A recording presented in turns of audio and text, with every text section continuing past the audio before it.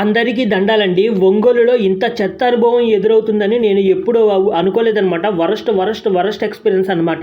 ఒంగోలులో వల్లూరమ్మ గుడి గుండ్లకమ్మ ప్రాజెక్ట్ చూద్దామని వచ్చి, ఇదిగో ఇప్పుడు మీరు చూస్తున్నారు కదా, ఈ డార్మిటరీ లాడ్జ్‌లో దిగాననమాట.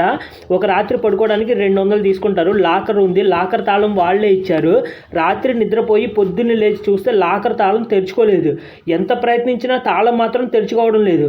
బ్యాగు, బట్టలు, ఫోను అన్నీ లాకర్‌లోనే పెట్టి తాళం వేసి పడుకున్నాననమాట. మేనేజర్‌ని అడిగితే 9 గంటల వరకు ఆగు, మా వాడు ఒకడు వస్తాడు, తాళం పగలగొడతాడు అని చెప్పారు. నేనేమో కాదు, నాకు ఇప్పుడే కావాలి, తొందరగా స్నానం చేసి గుడికి వెళ్ళిపోవాలి, ఇప్పుడే తాళం పగలగొట్టమన్నాను. అతనేమో వినలేదనమాట. మేనేజర్ ఒప్పుకోలేదు. 9 గంటల వరకు ఆగాల్సిందే అని చెప్పారు.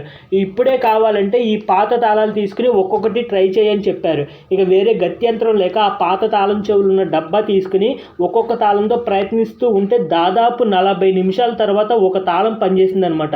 ఇదిగో మీరు చూస్తున్నారు కదా, అతను ఇచ్చిన తాళం చెవులేమో ఇవి, కానీ పనిచేసింది మాత్రం ఇదనమాట. దీనివల్ల నాకు బాగా ఆలస్యం అయిపోయింది. పొద్దున్నే 7 గంటలలోపు వల్లూరమ్మ దర్శనం చేసుకుందామని అనుకున్నాను. కానీ వల్లూరమ్మ తల్లి దర్శనం చేసుకునేసరికి 9:30 అయిపోయింది. ప్రాపర్గా ప్లాన్ చేస్తే ఏది జరగదనమాట. మీకు ఇలాంటి అనుభవం ఏదైనా ఎదురైతే కామెంట్స్ ద్వారా పంచుకోండి.